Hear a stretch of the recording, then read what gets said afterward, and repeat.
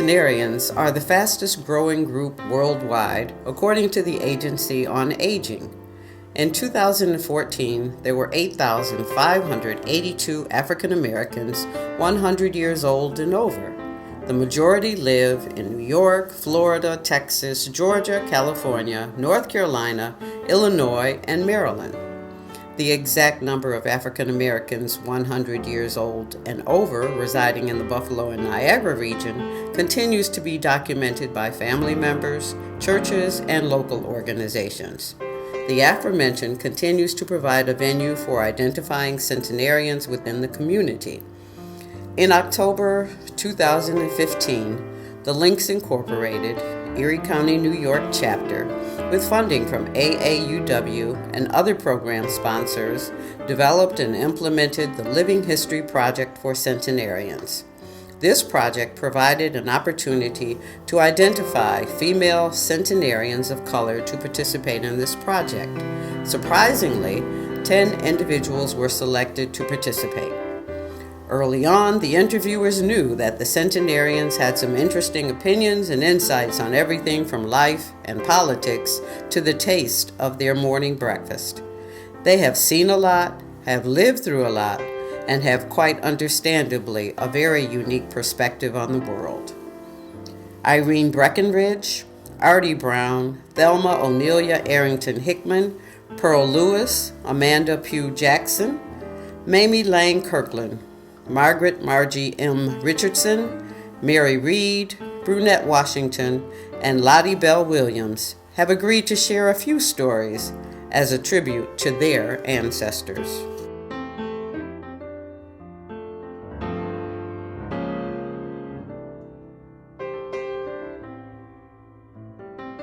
Amanda Corrine Pugh Gamma Jackson. Okay. Well, tell me about your family, about your parents, your sisters and brothers.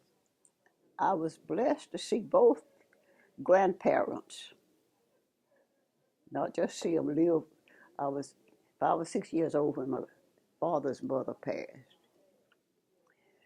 And my mother's parents, I was married when my grandmother passed and my grandfather, my mother's people.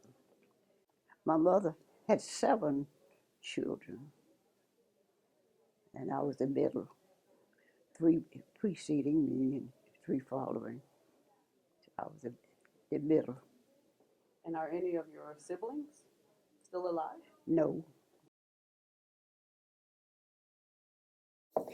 I remember one day, I wasn't quite school age, but the, the pastor would always come to the school on Fridays. And I don't know who encouraged me to go to the blackboard, but I remember we were to record this in the six times six. And I was a little girl, but I was standing there just writing.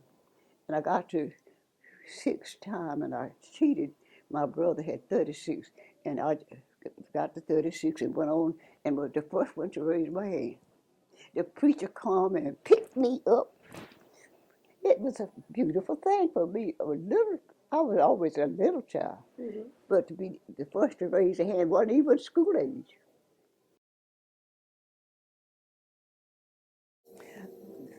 I remember how we used to have to board the bus.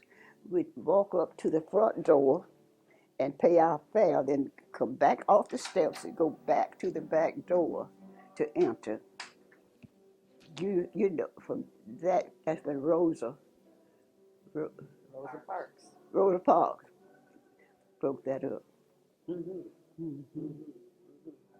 Now one of my mother's sisters, rode the Freedom Bus. That was back in the time they were. And one day I was on my way to work. I was an underwriter at that time, and was on my way to the Masonic Temple, and just got far enough for safety when they turned the water, that old Bull Connell, turned the water on full force. if I had just been a short distance back, I would have just been drowned. So it was a mess in Birmingham. So they started to call it BOMB, B-O-M-B, Birmingham.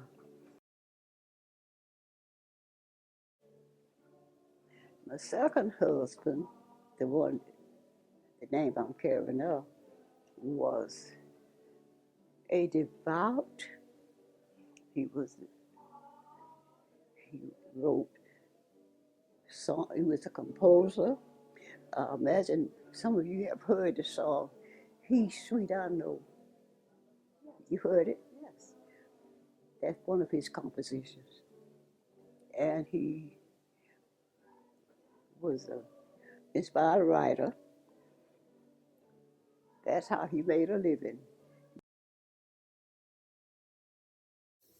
I worked for the Drennans. I was the washer, making $5 a day, washing and ironing. Now, that was a job. had had to go to the back door to work, but it's all right for me to come out the front door to go home. Oh, but you had to enter through the back. Uh-huh. Okay. So you did. And back at that time, they pressed towels and pillowcases and sheets. And Miss Drummond was a poor person, but then she married the Drummond, who was a Cadillac owner. And by the way, Mr. Drummond offered me a key to one of his Cadillacs. Oh, really? You know what he wanted to do, don't you? Well, you should tell me what he wanted to do. You can guess. He wanted my body. I said, no, thank you. Not me. And when the Lord reconstructs, it's a job well done.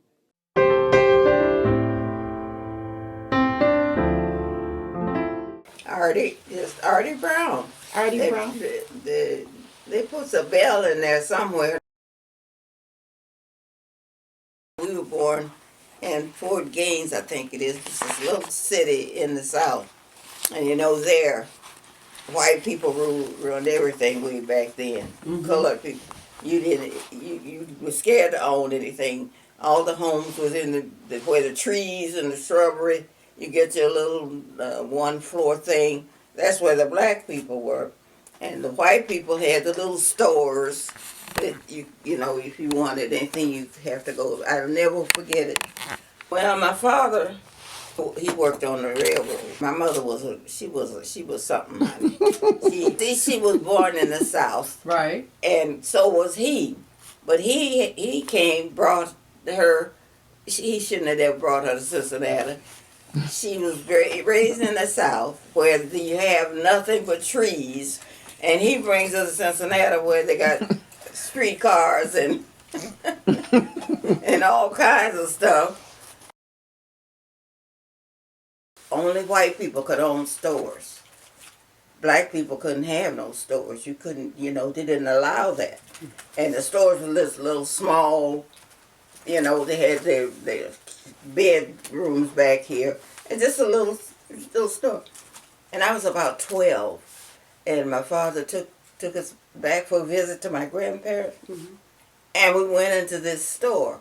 Well, now I had gotten used to being in Cincinnati, regular, and we go into this little store, and I can't remember what I wanted, but I was telling him, what I wanted. But I didn't say sir. Oh. And he looked at me, and I told him what I wanted, and he repeated it so that I could say sir. And I didn't say sir. I just told him what I wanted. He said, "What did you say?" And I repeated it. I didn't say no sir. I was raised up in Cincinnati. I didn't know nothing about this. You got to say sir to me. Mm-hmm. And he said, "What did you say?" And I said it over again. I didn't say no sir. I mean, I was about 12 years old then. and he's standing behind the counter, white, expected a sir. He didn't get nothing from me. I have to tell you about this little kid. When I used to be a school crossing guard, you know, right at Orange and Carlton. Yes. For 36 years. Mm-hmm. I was right there at Orange and Carlton. And it was in the winter time.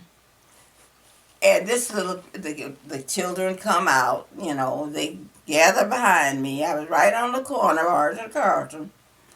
And I was waiting the light. There's a traffic light right there at Orange and Carlton. Right. And I'm holding the kids. They were very, you know, listening. They were standing. They were headlined up behind me. There was a car coming down very slowly because it was almost time for the light to change, okay? I look over my shoulder. Little fella, white. He was white because it was a mix at that time. He's about that high. I look over my shoulder. He's already gone this way and gone to Catacorn. See, he's not gonna get in with the rest of them. Right. And I look over my shoulder and I yell at him. I said, "Come back here." And he turns his head and looks at me. He says, "You don't tell me what to do." He couldn't have been over 5. First grade. He was little for white. And he just kept walking. And he turned around. Now I got all these kids behind me waiting for the light to change. And it's about time for the change. Because there was a woman coming and she had slowed up. She could tell about the light and the kids. And I said, "Come back here." "You don't tell me what to do," he says. By that time, this car that was coming couldn't stop and bumped him. He hit the ground and rolled over to the sewer. I went and picked him up because the woman had slowed up because she could see the light was about to change to red. Right. It's the thing that I'm most grateful for, that I am sort of independent, that I can do things for myself. Thank God for what you have. If you can get out of bed in the morning, thank Him for it.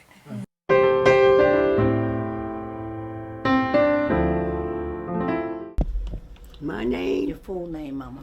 Lottie. You don't want to know my whole name. Yeah, no, My tell name me. is Lottie Bell Williams. Okay. Now, did you walk to school or did you? Oh yeah, we walked to school. Okay. Was it very far from your house? Not too far. Everybody walked to school. Mm-hmm. That was the way they walked to school. Uh-huh. And of course, I'm talking about my underwear. Now, my mama would make us wear really my underwear. We would get out the house, Okay.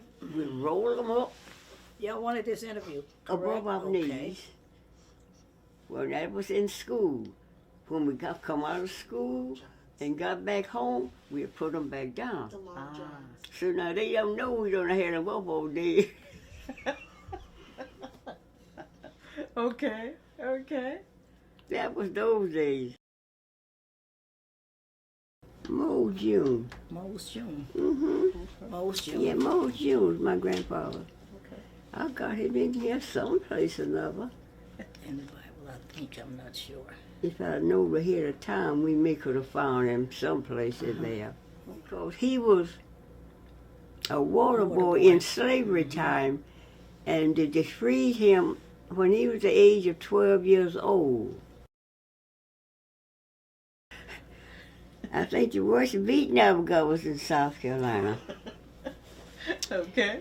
You know, on Saturdays, we're supposed to clean our yard, sweep the yard, you know, and playing with the kids.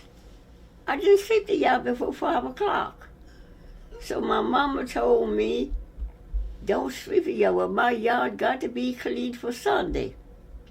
I guess out there, she in the house, I figured she would. I got my brush room and I swept my yard. I think that's the last beating my mama gave me. And it was a beating. as I know Reverend McCarter, he was a good man. Far as I know about He him. was. Did you ever meet his wife? Miss McCarter? Yes. Oh, yeah. So tell us a little bit about Mrs. McCarley. She was good, too. Both of them was good, yeah. Just be good and do the best you can. Do the best you can. Because there have been things that folks have hurt me. They never knew the difference. Sometimes you could hurt me, you didn't know the difference. I might go somewhere and cry. Get that over. That was it. I wasn't going to say nothing to you. I wasn't going to sassy you. I just going about my business.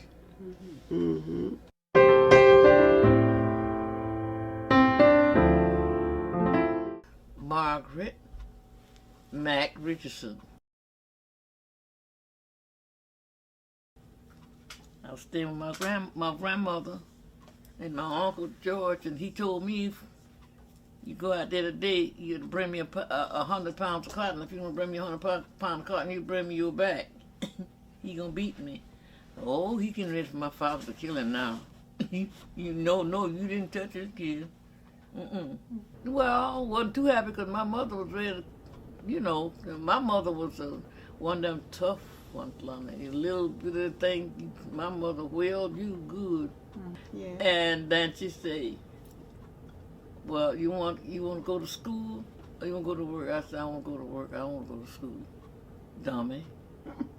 Did your grandparents ever talk about the injustice that they experienced? Did you ever note any injustice when you were there? No. Okay. So you felt pretty comfortable. I was fine because I knew nothing. And I don't know, you didn't come from there. No, I didn't come from She that. know. Your parents, you didn't know nothing. They didn't allow you to know nothing. Don't ask no questions, and we ain't gonna tell you don't lie. You get a switch if you ask them any questions about anything. So you knew your place. That's right. But I know who was the best president. I was here, had all of them. Roosevelt, the best president that the United States ever had. But I'm gonna tell you, boy, look there, young man. Tell you something. You better look out. 'Cause when you get that there funny-looking man gonna be president, you better stick with these ladies. you know what to do. I like everything about Obama. Obama and Michelle, oh man, everything about him. And them two pretty little girls, they growing up now. Oh. Do unto others as you have them do unto you. Okay? That's my best method, and don't do nothing to nobody else you don't want them to do to you. They always ask me, I say, you got to know God. If you don't know Him, you in bad shape.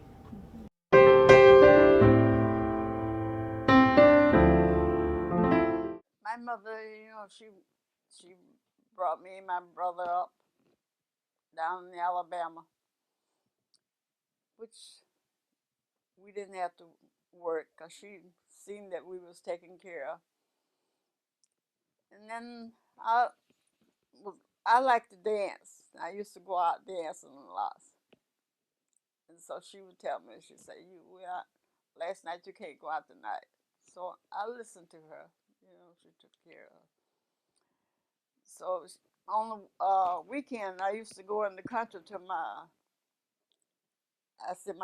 other family. Her sister was like my mother. And I like to go visit them because they lived in the country. And we lived in the city. So she was a good mom. And she still is. So I try to take care of her the best I can. I I think she went to third or fourth grade. I think it was. I think that's what she said. And your father? I don't know what grade my father went to. Yeah, we lived in the city because my mother worked in the restaurant downtown, so we lived in the city. We never lived on the farm. I never lived on the farm. My name is Cecil Perkins. It's Mrs. Lewis' nephew. And after graduation, my dear aunt, she came down and brought me back with her. After I graduated from high school, I've been here ever since. And she's a wonderful lady. Hi, my name is Beatrice Daniel Perkins. I moved to Niagara Falls in 1954. I lived across the street from Aunt Pearlie. Then I didn't realize I would be calling her Aunt Pearlie. I met her nephew. Her nephew didn't know I knew her. So we was at church one Sunday, and he said, I want to introduce you to my aunt. And I went and looked at her, and she looked at me, and she said, oh, that's my daughter. She said, I've been knowing her all her life, she said. So I've been knowing her ever since. And so when me and him got married, she became my Aunt Pearlie. She called me and my sister her daughters because we lived across the street from her on Grove Avenue. That was back in the 54, 55, 56. I try, do the best I can. I I don't want to see her going to a nursing home.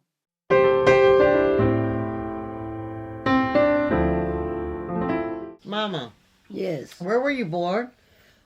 I was born in Chaplin, Kentucky.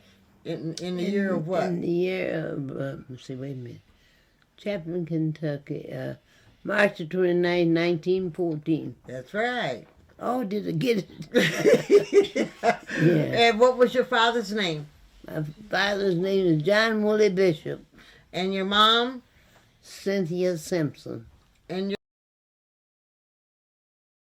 Oh, yeah, I know all about the Ku Klux Klan. I lived with the Ku Klux Klan.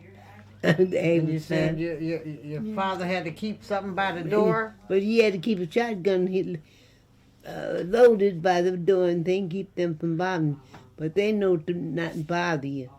They know who to bother and who not to bother.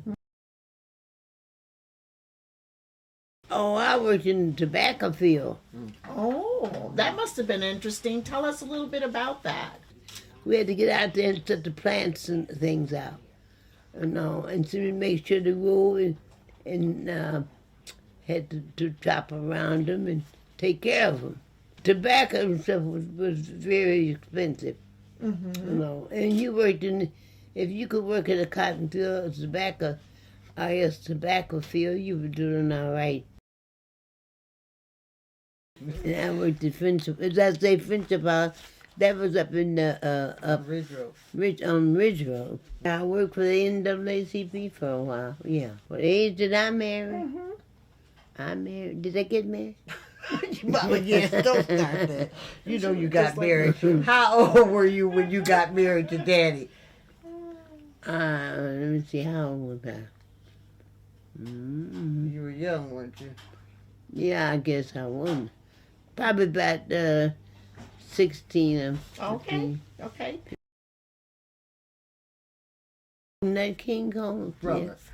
Yeah. What was his name? Eddie. Eddie Coles lived upstairs over Eddie there. Coles, yeah. Mm-hmm. Why'd you know that? My. Eddie Coles. Mm-hmm. Mm-hmm. So did you ever... And they were famous. Really? They were famous among the people because he was a singer. Nat King Cole? Yeah, his brother. His brother was a singer. And he was very famous. So we thought we were doing something to be around them people. We thought we were up in the world. Uh-huh. Yvonne, you were trying to tell how many what were you trying? 160 grandchildren. How much? 160 grandchildren. We got 100. Great-grands. Who counted them? I did. Damn. You had a big family. Oh, you said that one. Yes. But you said 160 grands and great grands all together. Yeah. I am weak, but thou art strong. Jesus, keep me from all harm. I'll be satisfied as long as I walk. Let me walk close to thee. I had a pretty good life, so I can't kick about it. So living out in Lackawanna, that's where I enjoyed it most.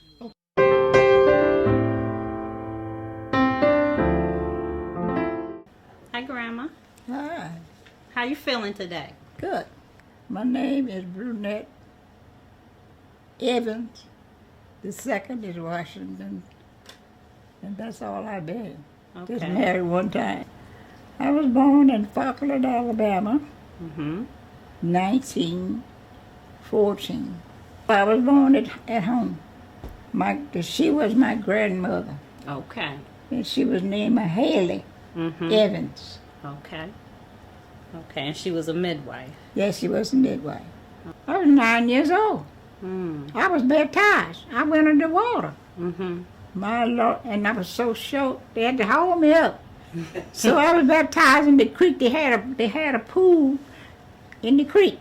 And they'd go and put lime and stuff in it so the snakes wouldn't get in it, you know. And I'm telling you, and we had our church was the Lord Chapel Baptist Church. And they would have revival, and they would have a mourners bench. The sinners would be on the mourners bench. That's how it started. Now they don't have no mourners bench no more. But you don't have to have it. If they just get it in the heart. And then in mind what they want to do and how they want to live. That's what they have to do. And what to say, we used to walk from the church to the creek to be baptized. And on that Sunday there would be so many people around that pool singing and praying and shouting, and then the minister would baptize. And we'd go to the place where we had to dress to go back to the church. So we had to march from the church to the pool. My grandmother, now she was born right after slavery time. After that, she and her husband. And my mother used to tell us how her mother would tell her. They say her father, he was named Peter Merriweather. How he was standing on the block, they were going to sell him when slavery closed. He didn't have to be working the slavery time. And so that's what happened to him. So after...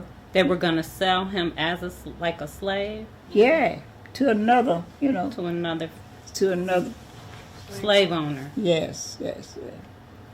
That's what she told us, that her mother told her. Oh, we had a beautiful home. Like one of the best homes on the creek. My mother did some of everything. Okay. My mother had 80 acres of land. You know, my husband, the first car he got, I think, was a 49 Buick. All I wanted to, you know, she was driving that thing. I could do just like him. So one Sunday morning, we was going to Sunday school, and I got under the wheel.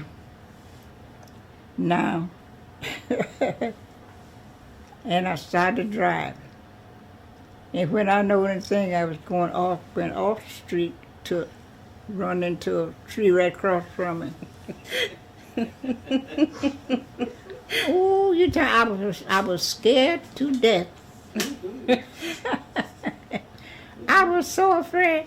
But do you know he didn't fuss at me? He didn't? No. He said, cause he shouldn't have let me get under that wheel. Do anybody know anything about ash cakes? Ash cakes? Didn't make that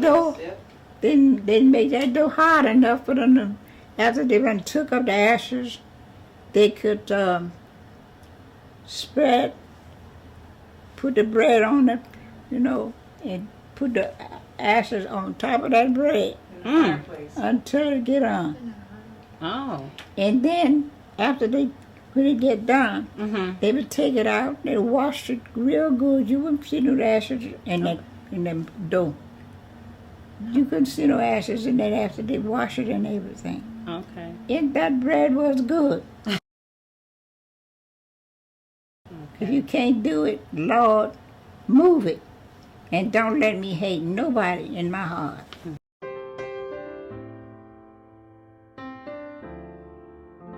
Thelma O'Nelia Arrington Hickman, better known as Neely to family and close friends. She was the oldest of 5 children. Her father was born in North Carolina and later migrated to Richmond, Virginia, where he met and married her mother, Mary Powell. Thelma distinctly remembers the first home they owned. There was no electricity, so she had the responsibility of cleaning all the kerosene lamps globes each day. When her mother went to the grocery store, there were always 2 lines, one for colored and one for white shoppers. If her mother was in the wrong line, she was told to go to the right line. Thelma and her siblings used to meet the ice truck and watch as the iceman clamped a gigantic block of ice and placed it into the ice box. The ice pick was always close by. Thelma and her 4 siblings were baptized at an early age at the First Baptist Church of South Richmond. The family was very active in church, and she sang in the choir and was a member of the BTU and the Missionary Circle and an usher.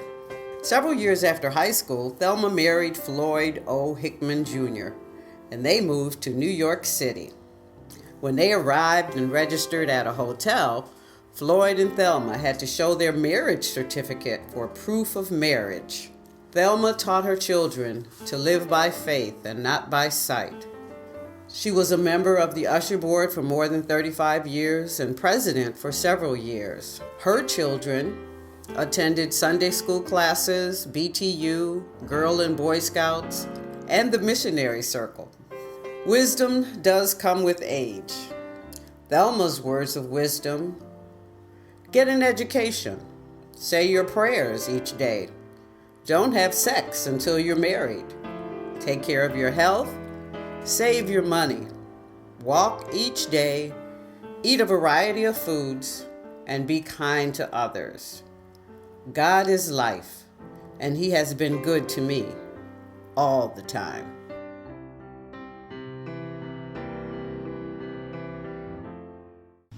Hello, Mother.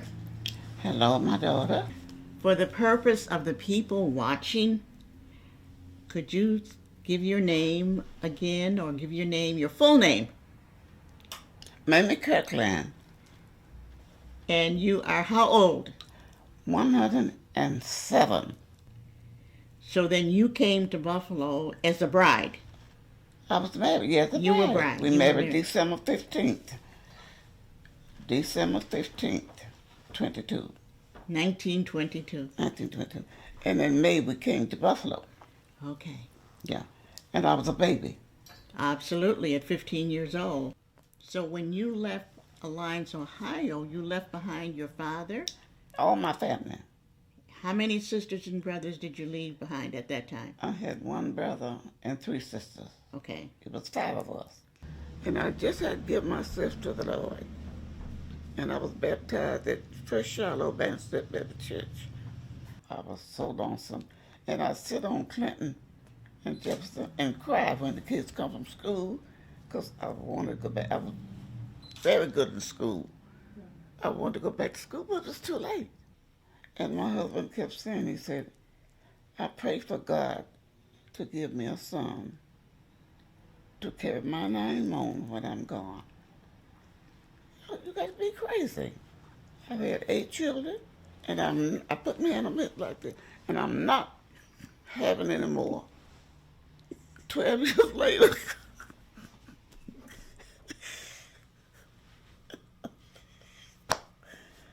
my mother came to visit me, and she looked at me. She said, "Go, baby, you're pregnant." 1917, I won't forget it. It was a race ride. Then after the race ride was over with, we had to move in another neighborhood because prejudice then, and they was going to burn us up. And in Ohio, we were the only color that owned that street where my dad was first bought that house. Okay, and they didn't want us on the street. Only two colors was there. And they come to burn us up. And that night, we were all sitting there, and my father, and the German was living next to my dad. He loved my dad. He said, "Reverend Lane, if anything's happened," said, "we right next to you with my German Lugers." Honey, that night here they all come with the big hats on. Hoods. With the eyes, with the torches. Listen to me good. I'm going to burn us up. And my dad said, "The Lord's going to take care of us." We were just shaking. A friend of my father's, they said he was going with a white lady. So he left with my father when we had to leave all of a sudden. So my dad's father told him, "Don't go back." He went back. You know what they did to him? And on the spot where they took him, hung him, put a rope around his neck. They said they kept him alive until the next day. But dead now, with a horse, dragging him down the street. So then when I go back to Mississippi, it was no, I didn't get frightened. I didn't get frightened at all. When we got back to Edwardsville, Mississippi, what made it so interesting, I saw the spot that my father had his first church. "Would you like to sell Avon?" The Lord said, "Maybe I will." That did it. Got that Avon bag, and that's how I raised my son. And now I see people when I go, "Miss Kirkland, I remember you when I was a little girl, little boy." You know, it used to be my mother's Avon lady. But all those children I had. So that's why I started Avon, and I'm still with it 53 years. And I tell all these young people, you vote. Every time it's voting when you get, I wasn't old enough to vote when I got married. But when you get out there and vote, because you voted a black man in, and a God-sent black man. For the next race, like I tell them, first of all, give yourself to the Lord, because He's the one who created you.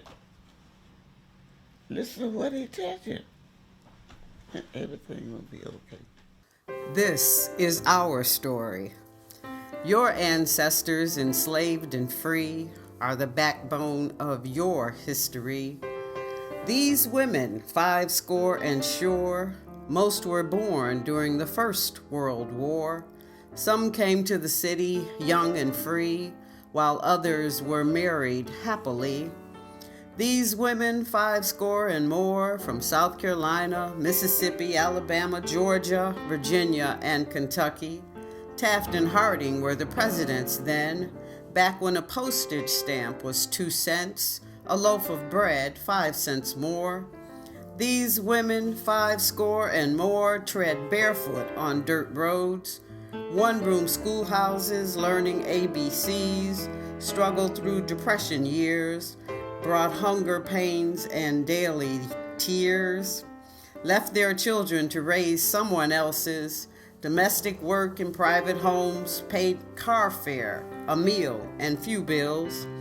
These women, 50 and more, rode on the back of buses, thirsty, and used the back door, saw burning crosses, water hoses, waited for polling places to remove angry faces. These women, 50 and more, wearing hats, gloves, silk stockings, and pompadours, went to juke joints, dances, and churches, worked in offices, hospitals, and plants, grandmothers, wives, mothers, believers. Sunday morning voices proclaim, "What an amazing grace." These women, 50 and more, relished black voices on the radio, black faces on the screens, now even a president who looks like he belongs in a family photo. These women, now 50 and more, have opened many doors. Today, we pray they have more blessings still in store.